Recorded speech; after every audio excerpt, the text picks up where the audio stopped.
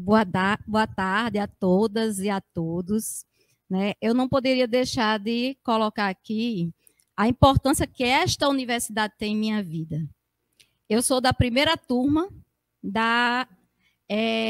após a estadualização. Né? E se não fosse o fato de a UERN se tornar uma universidade estadual, eu não seria quem eu sou hoje. Por quê? Porque meus pais jamais teriam condições de pagar uma mensalidade numa universidade particular. Né?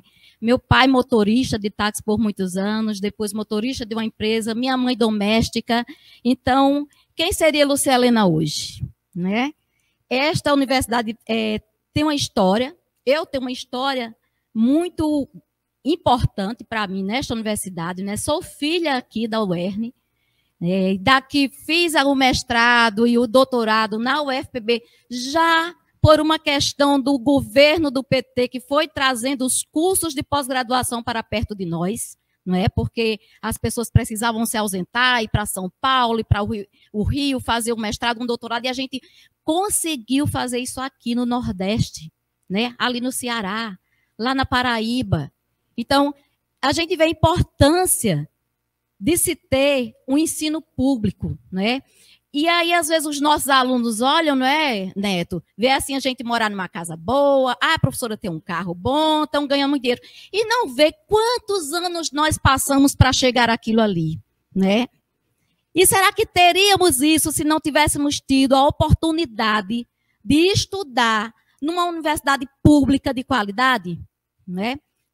Então, quando eu olho para essa oportunidade que, graças a Deus, eu tive, graças aos governos que foram surgindo, eu me pergunto às vezes, quem seria eu hoje? Com certeza eu estaria fazendo bem qualquer coisa que eu estivesse fazendo. Mas eu sei que eu faço bem o que eu estou fazendo aqui, né? E eu pude realizar esse sonho de ser professora graças ao ensino público, né? E a gente tem que abrir os olhos dos nossos alunos, das pessoas que nos rodeiam, que quem sonha quer alcançar, mas para se alcançar não é só mérito seu. Você precisa ter o mérito e precisa ter a oportunidade, não é?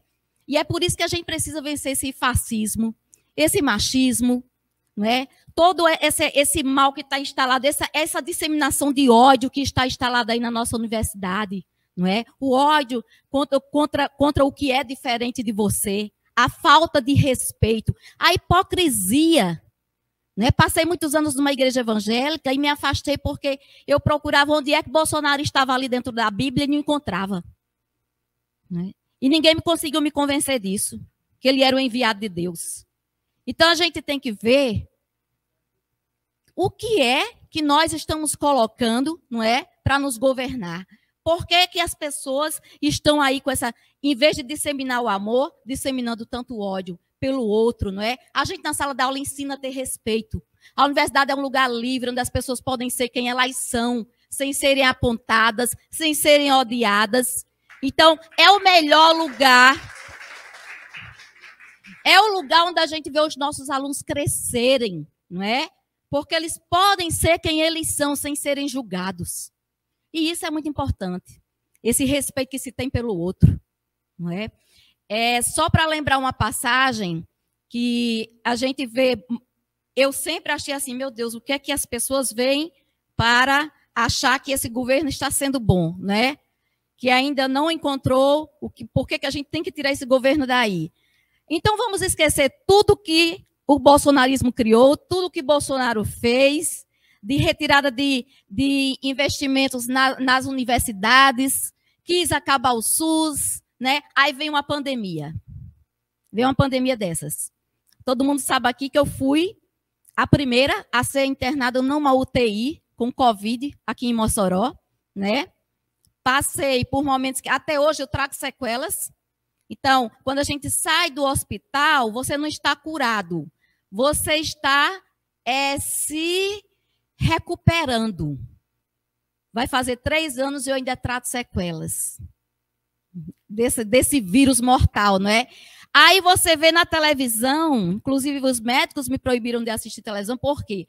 Você vê na televisão um presidente que fica imitando alguém com falta de ar. Ele não viu ninguém morrendo com falta de ar. Ele não sentiu falta de ar nunca para ele fazer uma palhaçada daquelas. Aí fica dizendo que eu não sou coveiro. Isso não é papel de um representante do povo. Nunca foi a uma rede nacional prestar solidariedade às pessoas que perderam seus entes queridos, que estiveram doentes. Nunca foi lá dizer, olha, nós vamos tratar das pessoas que estão trazendo sequelas, que estão aí precisando do órgão público de saúde. Aí você imagina a gente aqui ter um plano de saúde e quem não tem, né? E quem não tem, pessoas morrendo numa fila de hospital. Então, assim, isso é para indignar. Se não fosse todas as outras coisas, bastaria isso para dizer assim, vamos tirar este homem do poder, porque não é um ser humano, é um monstro.